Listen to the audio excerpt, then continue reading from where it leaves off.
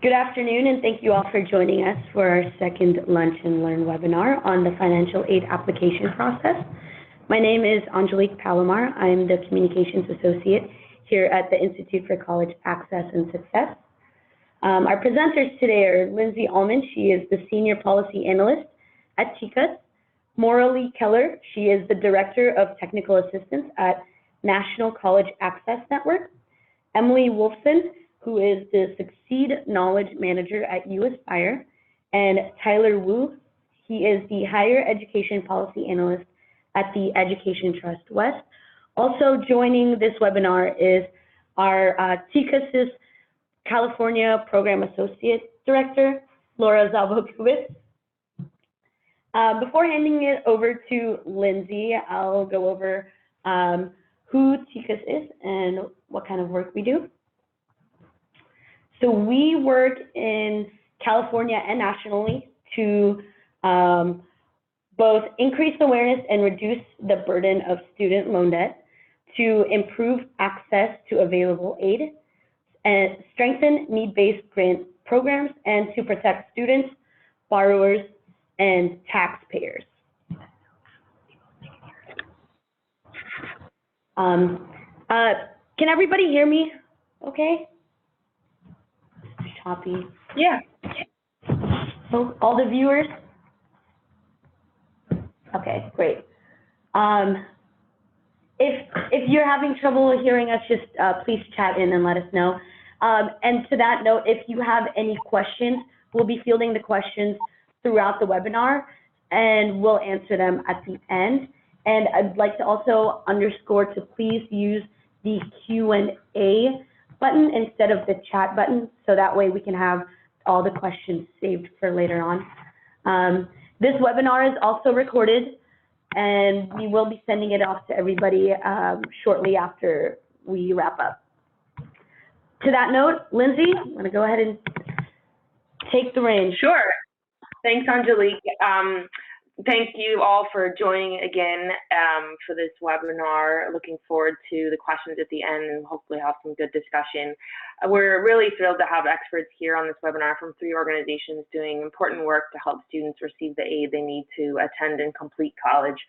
Tyler Wu from the Education Trust West is going to walk us through the importance of applying for aid and its implications for equity. Maura Lee Keller from the National College Access Network, or NCAN, is going to shed light on the expected family contribution, or EFC calculation, which is really key to understanding how aid eligibility operates in practice. And we'll also hear from Emily Wolfson of UAspire, who will explain the final step in the aid application process for many students, verification, and why navigating the requirements of verification often requires additional student support. And as Angelique mentioned, we'll be sure to leave time at the end for questions, so please do use the Q&A box. The FAFSA, which stands for Free Application for Federal Student Aid, is the gateway to federal grants, loans, and work study, as well as most state and college aid. We know that financial aid is key to ensuring equitable access to college and supporting student success. Increased financial aid in the form of both loans and grants reduces time spent while working while in school and accelerates time to graduation. Yet many students and families struggle to understand and complete the process. Over the last several years, there's been significant progress in simplifying the FAFSA filing process, including making it possible for students and families to electronically transfer their tax information into the FAFSA, which also reduces the need to provide additional verification or confirmation of important data elements after submitting the application. Students can now also apply for aid when they typically apply to colleges. Skip logic on the web-based FAFSA, which the vast majority of filers use, has also dramatically reduced the time it takes to complete the application. And even more recently, the FAFSA application became mobile-friendly. That said, there remains a lot more work to be done to help students who could benefit from financial aid complete the process and ensure that the process itself is not a barrier to receiving aid. And we're going to hear more about all of these issues from our guest experts today. So without further ado, thank you again for joining, and let's dive in, and I'll turn over to Tyler Wu to talk about efforts to increase applications. Awesome, thank you, Lindsay. As Lindsay has mentioned, my name is Tyler Wu, and I'm a higher education policy analyst at the Education Trust West. Just a little bit of a background of our organization. We are a nonprofit educational equity organization focused on educational justice and closing achievement and opportunity gaps through research, data, policy analysis, and advocacy. We are part of the larger EdTrust network that is based in DC, and we specifically focus at EdTrust West on California-based policy. In terms of our college affordability work, an area of focus of ours is increasing financial aid awareness, specifically for low-income students of color.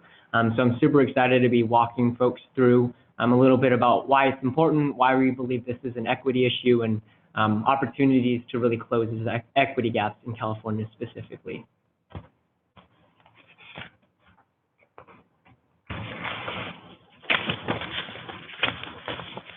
So Lindsay had mentioned this very briefly, but I just wanted to first go over how one even applies for financial aid. In California, I wanted to point out two specific applications. So first is the free application for federal student aid, otherwise known as the FAFSA. This is the financial aid application to access institutional, state, and federal aid, such as grants, work-study, and student loans. In California, we also have our state-based financial aid form as well, otherwise known as the California DREAM Act application, as we like to refer to the CADA. And this is financial aid application for undocumented and non-resident documented students as well, and having them have the opportunity to apply and receive state aid. So why is filling out the FAFSA and the California DREAM Act important? We have partners at Val Verde Unified School District here in California who have really been strong advocates for filling out financial aid applications, and they have so kindly provided these compelling information points. One is that cost is the reason most often cited by qualified students for choosing not to go to college, and yet many of these students never apply for financial aid. And then two, more than 80% of qualified students who do not enroll in college cited that its cost and the need for financial aid was a key barrier. And so in California, I think it's really important to talk about where we rank in the nation for FAFSA completion. The National College Access Network has a great tool that tracks FAFSA completion rates across the nation and disaggregates that information by state. And so what we did was we looked at the 2018-2019 application cycle and essentially tried to figure out where California ranks. And so in the 2018-19 application cycle, California ranked 30th in the nation, behind states including Mississippi, New York, Louisiana, and Hawaii. When we look at California's financial aid application completion rate specifically, in 2018, only 54% of California's graduating seniors completed the FAFSA or the California DREAM Act. Given that we know that well over half of California's K-12 students are low income, this is why we believe this is an equity issue here in California. To talk about that a bit more, EdTrust West essentially put together a few different data points to really try to understand who is not completing a financial aid application. Currently, there is no available information in terms of who is completing by race or income. However, when you look up high schools with high concentrations of low-income students and students of color, they have some of the lowest financial aid application completion rates in the state. And I know these numbers may be a bit small, and hopefully we'll be able to send this out to folks. But this is just, these are just a few high schools that had above than average students of color and above than average low-income students who had below than average financial aid application completion rates.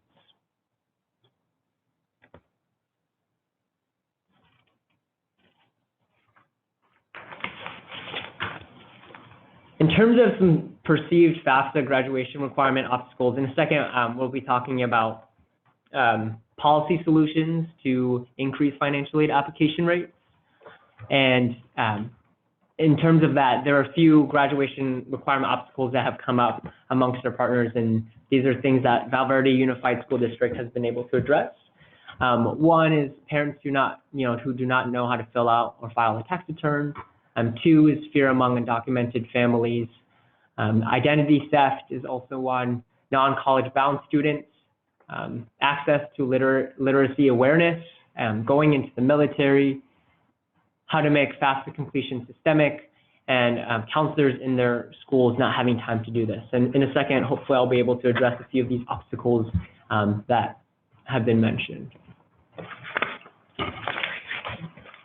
So in a second, we'll be talking about a policy solution that was implemented here in California's very own Val Verde Unified School District. But I first wanted to talk about where this was inspired by, and really the state of Louisiana has been a champion and a leader in this work in order to increase financial aid awareness for their students. And so with that being said, in 2014, Louisiana passed a statewide policy to require completing a financial aid application in order for their students to graduate. When that policy was implemented 4 years later in 2018, they saw within the first year an increase of nearly 26% of their students completing a financial aid application. Louisiana actually, in that first year, led the nation in FAFSA completion, and analyses show that there was an increase in high school graduation and college enrollment. So as I mentioned before, what happened in Louisiana really sparked some leaders in Val Verde Unified School District to also make a similar policy change at the local level. In 2017, the leaders of Val Verde Unified School District, essentially what had happened was they realized that many of the low-income students were not completing and submitting a financial aid application. And so in order to address this, they made completing a financial aid application a graduation requirement. In that first year of implementation in 2017, FAFSA and California DREAM Act application numbers increased by 14 percentage points, from 69% to 83%. And their numbers also show that there was no adverse impact on high school graduation rates and actually an increase in college enrollment rates as well.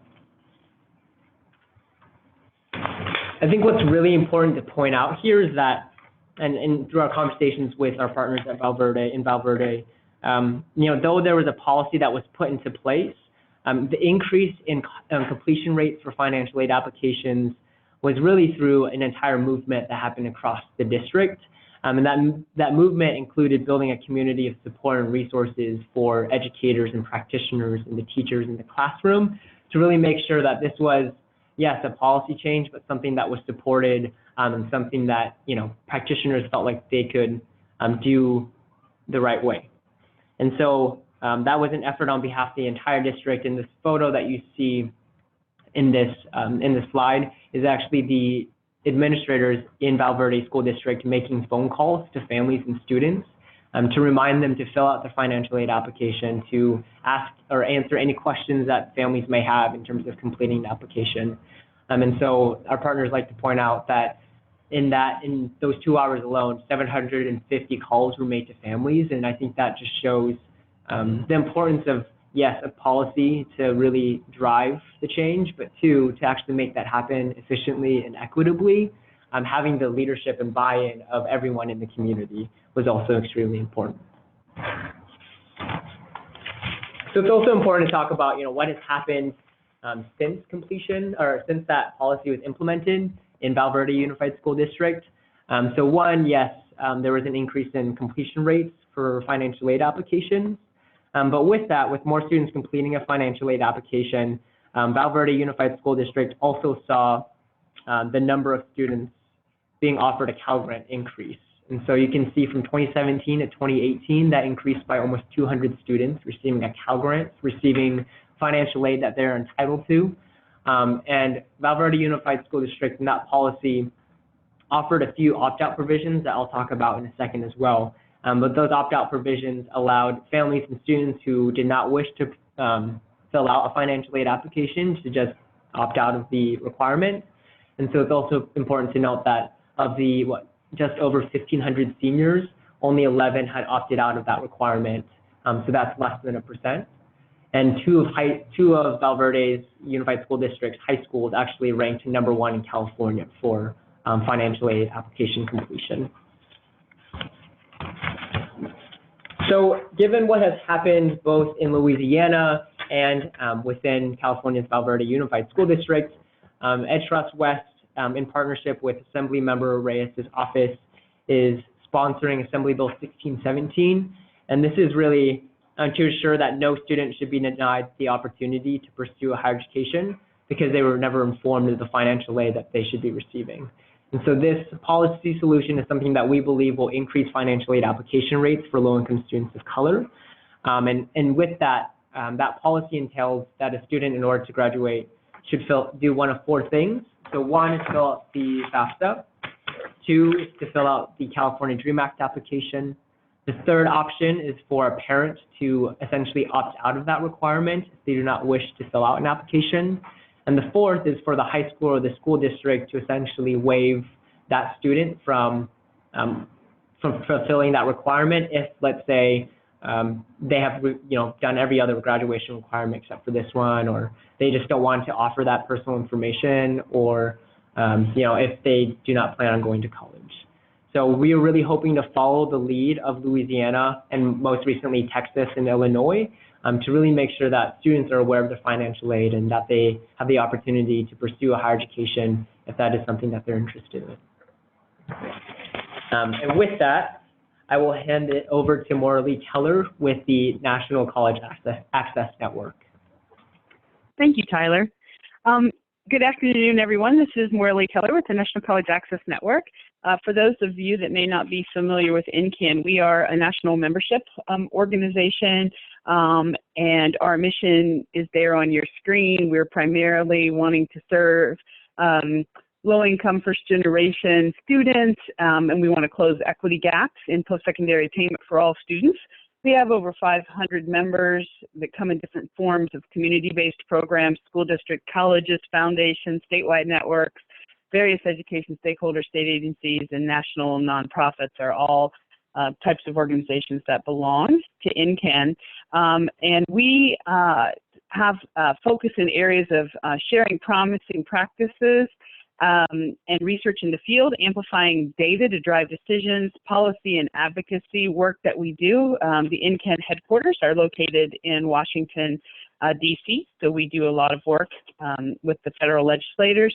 We provide technical assistance to projects that are happening out in the field, provide professional development, and we manage large-scale projects and also provide a variety of services to our members. Next slide, please.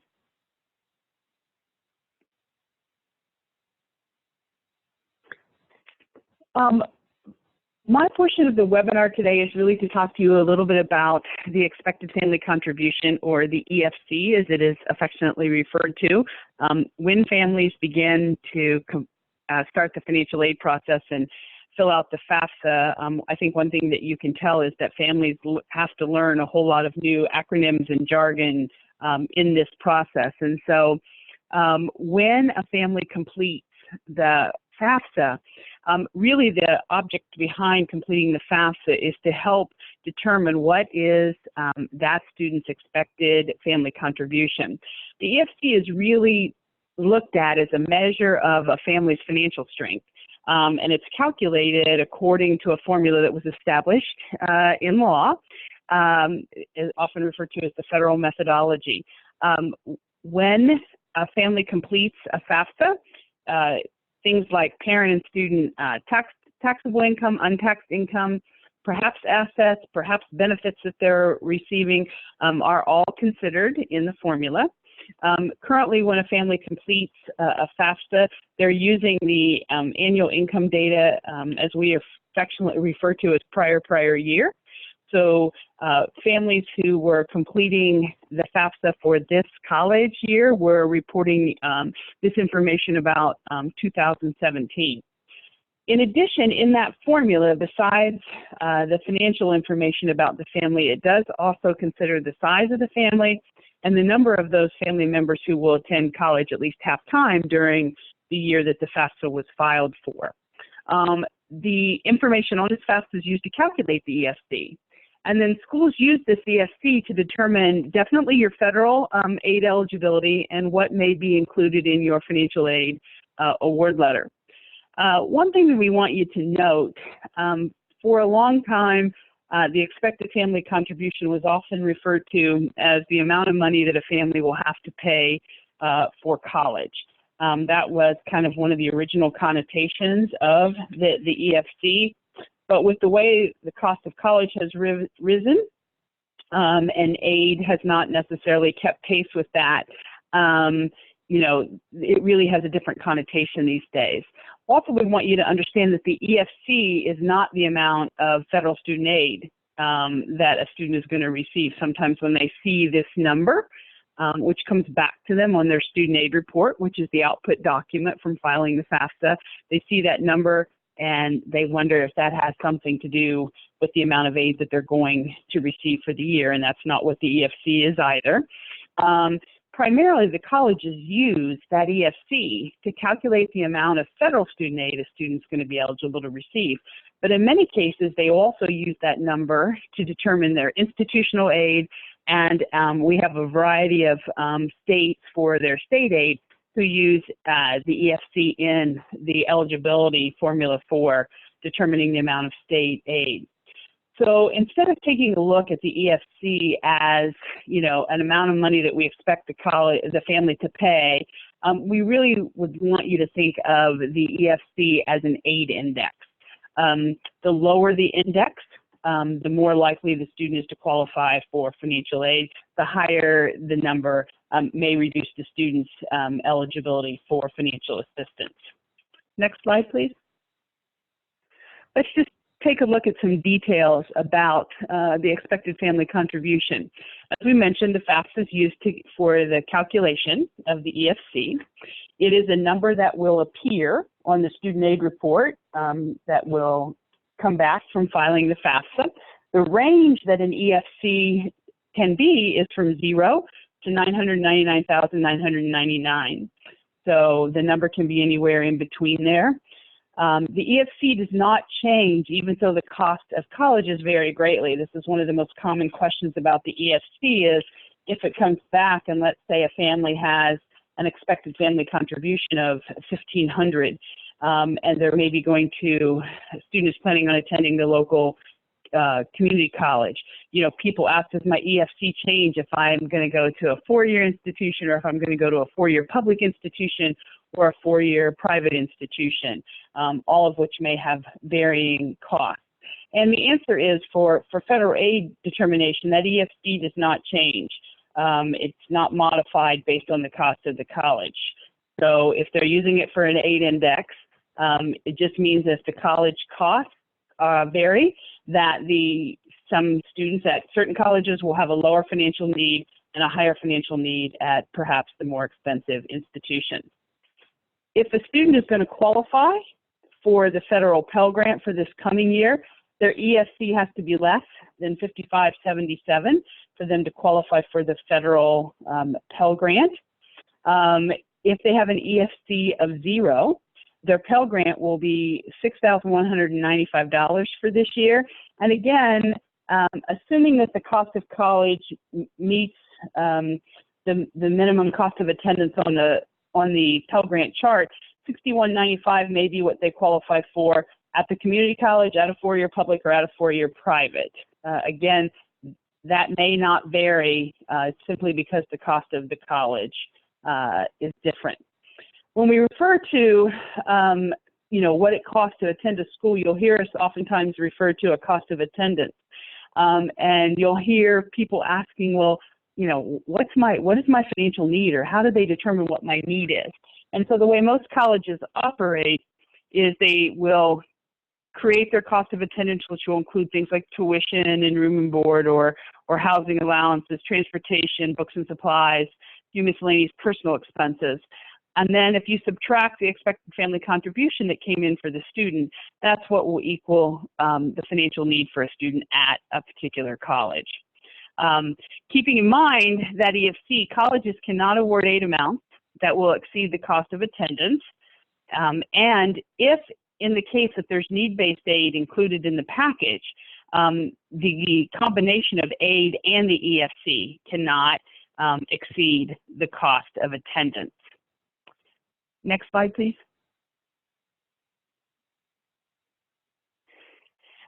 When a family submits the FAFSA, there's an opportunity to have what we call some alternative calculations done to help determine what the expected family contribution is going to be. Those two alternative calculations are referred to as an auto zero EFC or a simplified needs test. When a family submits the FAFSA, if they have an adjusted gross income for this year of less than $26,000, and the parent filed for 2017 a 1040A or EZ, or someone in the household received federal means tested benefit programs, such as Medicaid or the free and reduced lunch program, or a parent is a dislocated worker, those students will qualify for an auto zero EFC. Many of the questions future questions on the FAFSA will be eliminated, and this student will move automatically into having a zero EFC. For the simplified needs test, the adjusted gross income limit is $49,999 or less, and then many of the same criteria. They filed a 1040A or EZ, someone received means tested benefits, or a parent is a dislocated worker. If a student qualifies for the simplified needs test, then the skip logic on the FAFSA eliminates some of the appropriate questions, and again, they will have less questions to answer than a student who has to proceed through all the questions located on the FAFSA. A simplified needs test EFC could turn out to be as low as a zero, but their assets will not be taken into consideration and are likely to result in a student having a lower EFC. Next slide, please. When we think about financial aid policy and how it relates, to the expected family contribution, as you heard at the beginning of the webinar, there's a lot of things that have happened in the last few years to simplify the FAFSA, and I think that's typically the language that you hear. Most of the current policy efforts that you hear that are talked about in Washington and, are focused on the concept of simplifying the FAFSA. FAFSA simplification is still one of the few areas in Washington, D.C. that you can get some bipartisan support on that happening for students. But when people talk about that, they talk about simplifying the FAFSA. You don't hear them say, we're advocating to change the EFC formula, although that may ultimately be what happens. Because when we talk about simplifying the FAFSA, usually what happens with that is there's an aim to reduce the number of questions. Are we asking questions that are perhaps not necessary or not needed or don't apply to enough students in the country to keep those kind of questions on the FAFSA? So depending on if future FAFSA simplification occurs, which of course we hope it does, depending on which type of questions get eliminated from the form, it may require and likely will require a modification to the EFC formula. And so, sometimes we get excited when we hear about ways that people want to simplify the FAFSA, because we know that the great news is it results in less questions. Sort of the unintended consequence, which Congress will have to deal with, is it will have to modify an EFC formula, since that is in law. Other ways that the EFC can be affected, for example, by other type of legislation, is the IRS tax code occurred for 2018. Many people at this point have all filed their 2018 tax return, and we saw a much different form in 2018 than there was in 17. We saw things like the 1040A and EZ forms being eliminated starting in 2018. Some new schedules with particular numbers on them took the place of what used to be a lengthier 1040 tax form. Those changes, because the 1040A and EZ tax forms were eliminated, requires for this coming year a question modification on the FAFSA. You saw me mention earlier that to be qualified for the auto zero EFC or simplified needs test, one of the criteria was, did you file 1040A or EZ? Well, since that's no longer possible, they're going to have to change a question on the FAFSA for this year, and sort of the new qualifying question will be, did you file a Schedule 1, which is a document used to make adjustments to income. And so again, a tax code change actually required a change in the FAFSA for this coming year. Next slide, please. And so at this point, there's lots of information about the EFC. I'm going to take the opportunity to turn this over to Emily Wolfson from UAspire, who's going to talk to you about verification. Thank you so much, Morley. Hi, everyone. I'm excited to be here with you all today and have the opportunity to share some important information about the verification process and UAspire's experiences supporting students through it. So I'll start by introducing myself. My name is Emily Wolfson. I'm a training manager with UAspire. I focus mostly on California-specific trainings. And in terms of UAspire, we are a national nonprofit. We work to connect students to the financial information and resources that they need in order for them to find an affordable path to and through college. We do this through multiple channels, including directly advising students. We also share our knowledge through training other practitioners. And we also advocate for systemic change in terms of policy changes that can better support our students. So first, we're going to start with grounding ourselves a bit in the what and why of verification so we can better understand why the process exists. So verification is a process in which the federal government requires colleges to confirm the accuracy of the information that students are submitting on the FAFSA. And the primary reason for this is to combat some potential fraud, as well as to ensure that federal aid is being distributed as accurately as possible and as equitably as possible. It is important to note that verification does not affect all students, only those who are selected for it. But students will receive notification from the colleges they've applied to if they do need to complete the verification process. So they shouldn't try to undergo it until they receive that notification, which we'll talk about a bit later.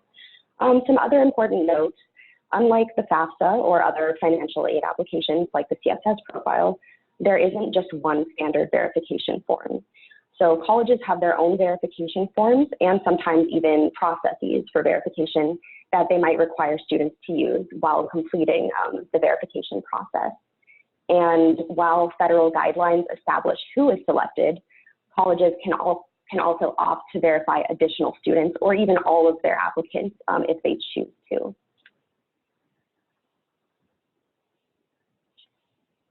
So in terms of how students are selected for verification, the Department of Education uses data-based statistical analysis to select applicants who have the highest probability of error on their FAFSAs.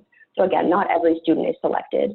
A student might also be chosen for verification if there's some sort of discrepancy in the information they've provided to a college, or if they've indicated some sort of condition that is unusual or warrants investigation. And annually, about 1/3 of students who submit FAFSAs are selected for verification. But we do know that low-income and Pell-eligible students are much more likely to be selected and are also more likely to have their aid affected as a result. So for example, for students who submitted FAFSAs during the 2015-2016 school year, more than half of Pell-eligible applicants were selected for verification, and of those selected, only 56% of them went on to actually receive a Pell Grant. Meanwhile, for Pell-eligible applicants who were not selected that year, 78% of them went on to actually receive a Pell Grant. And so we can see this difference is fairly large, a 22% difference. And this illustrates something that we call verification melt, whereby low-income students primarily who are selected for verification might be discouraged by the process. It is fairly burdensome, and they might drop off the financial aid process during this point, which means they are not getting that financial aid that they are likely entitled to. And so this really speaks to why students, especially low-income students, Pell-eligible students, likely need additional support during the verification process. Because during this time, students can be required to fill out a number of different forms, as well as submit various supporting documents, oftentimes for multiple schools that they've applied to. And not only do they have to do all of this work, the stakes are also quite high if a student does not complete verification. So most colleges will not award a student any financial aid at all, federal or institutional, if they do not successfully complete verification. And if a student is completing verification late, it can delay when they receive an accurate financial aid package. It can delay when their aid is dispersed and even potentially result in some late fees for them. So as you can imagine, this can be an extremely daunting process for students, especially depending on the support that they have available to them. So in terms of where verification falls on the financial aid timeline, many students are completing verification well into the summer. And this means that some of them may have much less access to support programs and their usual networks of school staff, for instance, that have been supporting them through the financial aid process up to this point. And so we can really see how this can be burdensome for students. So here, just a visual representation of what verification might actually look like for a student who has applied to several different colleges. So in this example, this student has at least 2 or 3 different verification forms to sign and submit to each of the 5 schools that they've applied to. And in addition to signing and submitting these institutional specific forms, they also will likely need to provide some supporting documentation, which we'll talk about.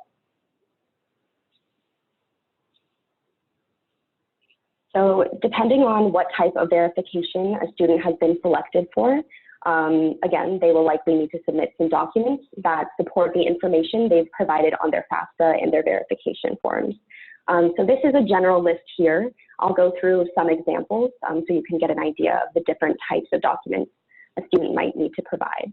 So for instance, if a student is asked to verify their own income or their family's income, they'll likely need to provide a copy of their tax transcripts and a copy of their W-2. If, on the other hand, a student did not file taxes or a family did not file taxes, they'll also be required to provide some documentation, but instead it's something we call a Form 4506T, which is otherwise known as a verification of non-filing letter. So that's one potential documentation that students may have to provide. In another example, if a student is selected to verify their high school graduation status, they'll be required to submit their choice of supporting documentation. So this could be a copy of their high school diploma or even a copy of their final transcript. So again, it is important to note that while a student may be required to undergo multiple types of verification, it's not likely that all of these things will be verified, likely just a few, but still we can see that there is still quite a bit of work that students need to be doing in order to successfully get through this process.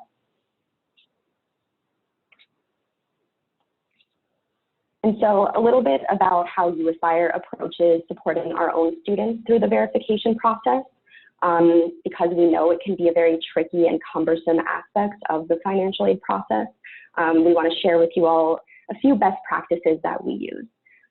So one of these key practices starts very early on when students and their families are filling out the FAFSA. So we always encourage students and families who are eligible to use the IRS DRT to do so. We do know that if a student and a family is eligible to use the DRT but doesn't, it will likely trigger a verification request later on.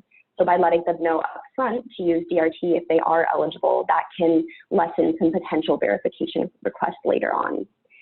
Another huge role that we play with our students is encouraging them to consistently be checking all channels of communication that they may have with the colleges they've applied to.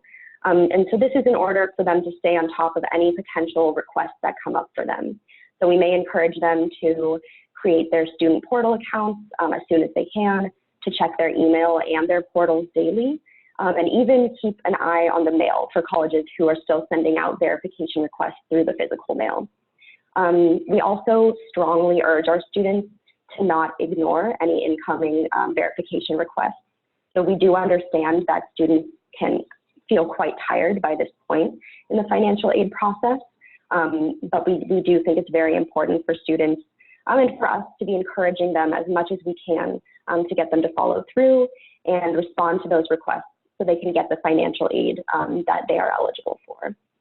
In addition, we also support students in actually gathering, supporting documentation when they do need help, because these can be very, very tricky processes. So this can mean walking them through how to request their tax transcripts via irs.gov.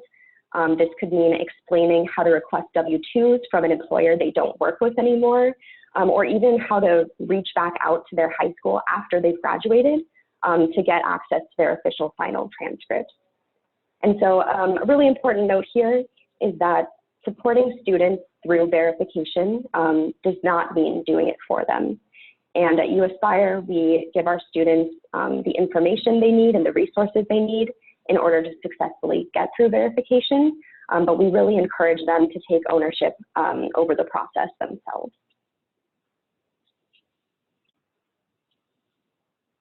And so finally, it's really important for us to consider how students are feeling during this time. We know that the financial aid process in general is long, it can be very tricky and overwhelming for students. And so we want to make sure that we're thinking about how our students are approaching all of this as well. So at UAspire, one of the ways that we start thinking about this is by setting expectations very early with our students, that the financial aid process does not end once they submit their FAFSAs. And in doing this, we can really ensure that they know there are other things coming up later on that they'll need to be completing. So one way we do this is by establishing SAR reviews as a regular practice that we do with students. So Morley mentioned earlier, the SAR, Student Aid Report, is a summary document that is produced from the FAFSA once it has been processed. And the reason we do these SAR reviews is because a student can get a heads up if they've been selected for federal verification by seeing an asterisk next to their EFC on their SAR. And so by doing SAR reviews with them, we can let them know, hey, you might have been, you've been selected for verification. This is what that might entail. I'll be here to help you throughout the process. And finally, at UAspire, we also believe it's extremely important to normalize the verification process. From experience, we know that students might think they're being investigated if they've been selected for verification. They might think that they've done something wrong. They might feel scared. And so a big role that we play with our students is reassuring them that being selected for verification is entirely normal. It's just an aspect of the financial aid process that you need to go through, and that even though it's burdensome, it is really important to complete all those incoming requests in order to receive all of the financial aid they're eligible for. So this is just a quick overview of verification. It is a very complex process, but this is just from UAspire's perspective, from working with our students directly. So I'll pass it back to Lindsay for the Q&A. Thanks, Emily. Well, that was a lot of information that we all received on some actually pretty complicated subjects. So if anybody has questions, please be sure to type them in the Q&A box, and we will do our best to answer them. I did want to share that one of our participants had noted that as of 2019-20, the coming academic year, for the first time, Dreamers in California will now be able to qualify for the competitive Cal Grant. So I'm wondering if, Laura, you can share some more details on that change for the group. Sure, I would be happy to. So yes, you guys may be familiar with the competitive Cal Grant program, which is the type of Cal Grant that's available to eligible applicants who are more than 1 year out of high school. We're really grateful that this most recent state budget included the largest ever increase to the number of competitive Cal Grants. So we now will have 41,000 available awards. That said, the program still remains incredibly oversubscribed, with more than 300,000 eligible applicants every year vying for these limited number of awards. But an important point is not only were the awards increased this year, but also for the first time, eligible undocumented students are now able to compete on equal footing with their documented peers. So that is a really great change for our undocumented students. Thanks, Laura. So while we're waiting in case there's other questions, I have some questions for our experts here, starting with Tyler, going back to FAFSA efforts. You had mentioned that one of the concerns was some fears or potential fears around applying for aid, particularly, for example, those who may be undocumented. What can we do to help allay these types of fears? Yeah, that's a great question. And a project that we're currently working on at EdTrust West is really trying to learn and understand what schools and districts are currently doing to increase financial aid application rates. And as it relates to, the concept around fear and working with students and families who may be undocumented, we sent out a survey to schools with high FAFSA completion numbers. And what we learned from the responses is that at the crux of it all is building relationships and trust with those families and communities. And a part of that is partnering, and the strategy to do that is partnering with community-based organizations. Organizations and communities are ingrained in those communities to work with those families and students. And then I think something else about these policies is that there are these opt-out provisions that are necessary for students who do not wish to complete a financial aid application. So I think including opt-out provisions in the policies around financial aid application as a graduation requirement are also essential, to really make sure that these students are served. Thanks for that.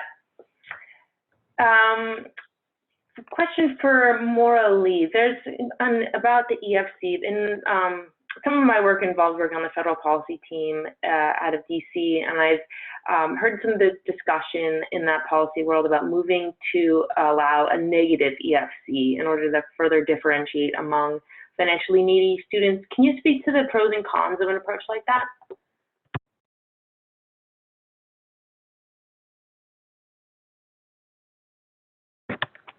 Morley, you might be on mute. Or we may have lost there, you. is that better? Thank you. Yes, yeah, great. Thank you.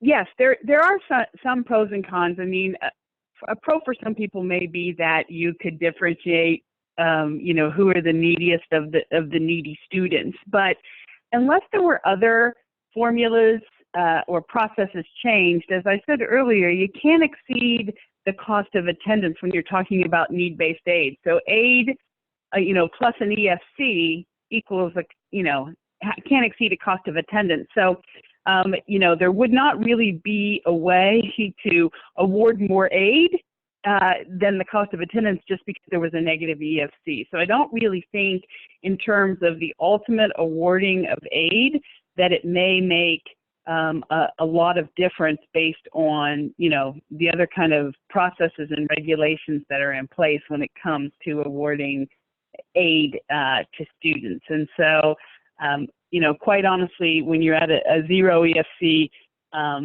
in terms of awarding aid, that's the maximum eligibility. And so a lower EFC is not really going to gain you any, particularly at the federal level, any additional aid.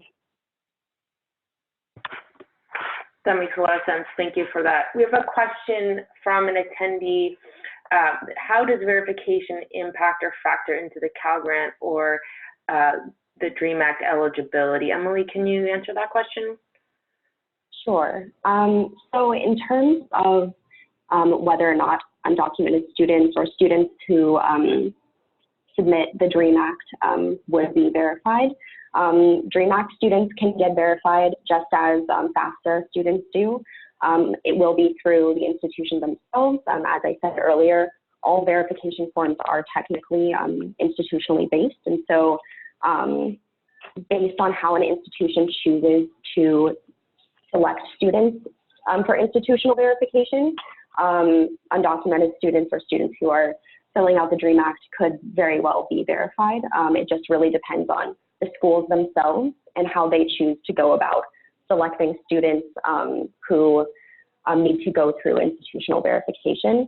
And those students would just go through the same process that students who fill out the FAFSA would, again, because they're institutionally based forms. In terms of how it might factor into Cal Grant, there are some additional verification requests that can come from Cal Grant. So for instance, some of you might have heard of something called the Cal Grant GPA verification form. This is a very important factor that goes into making sure that students are eligible for the Cal Grant. So all students do need to verify their GPA. They may also need to verify other things that CSAC requires of them. It really just depends on any notifications they are receiving from CSAC themselves. Thanks, Emily. More questions coming in, which is great to see. One has a question I'm hoping Tyler can answer about for verifying a high school diploma. Is there a site or a location where financial aid administrators can validate a high school diploma? For example, they tend to look at WASC accreditation if the high school is in the West Coast, but they're not sure if this is the only or correct way of validating a high school diploma. Yeah, thank you, Juan, for that question. I don't know the answer specifically, but I'm more than happy to connect you with some partners who probably have an answer to that. So if you're more than welcome to follow up. I think our contact information or something must be, is available. So please feel free to follow up with me.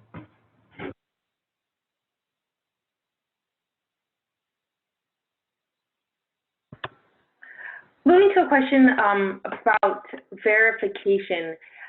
One of the barriers we actually face in reducing the complexity of verification is a lack of public federal data on precise EFC changes that result from verification.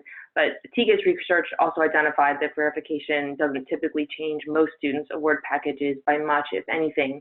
And at the same time, as Emily explained, the little data we do have clearly show that lower income students are disproportionately burdened by verification. So Emily, I'm wondering if you can share some examples of specific requirements that you see in your work that tend to trip students up. Sure, definitely. So one really big part of verification that we see that can be really tricky for students and families is for folks who do not file taxes. And so students and families who don't file taxes do need to verify this. And in addition, they also need to verify where they're receiving their resources and their income from. So the current process to get that proof of being a non-filer is quite lengthy. It involves several steps. Students, I mentioned this a bit earlier in passing, but folks who need to verify this are required to submit a form called the 4506T. It's a very complex form that we often need to support students with, walking them through it line by line. They'll need to send that to the IRS, and then the IRS in turn sends that to their institution. So it's a very lengthy process. And this is definitely one of the areas that we see that trips students up in the verification process, which could absolutely be something that might be a good option to be simplified in the future. And yeah.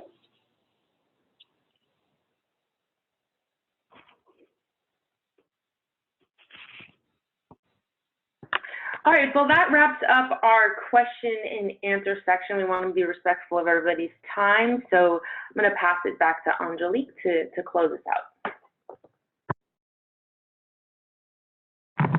Thank you, Lindsay. Thank you, everybody, for joining us for our webinar today. For those of you who have outstanding questions or need further clarification, please feel free to contact any one of our presenters today. Their contact information is up on the screen.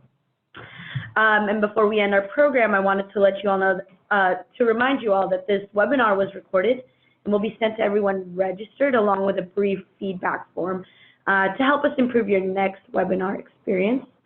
Stay tuned for more information on our next webinar, which is slated for next month, September of 2019, titled Understanding Net Price Calculators and the Financial Aid Offers. Thank you, everybody.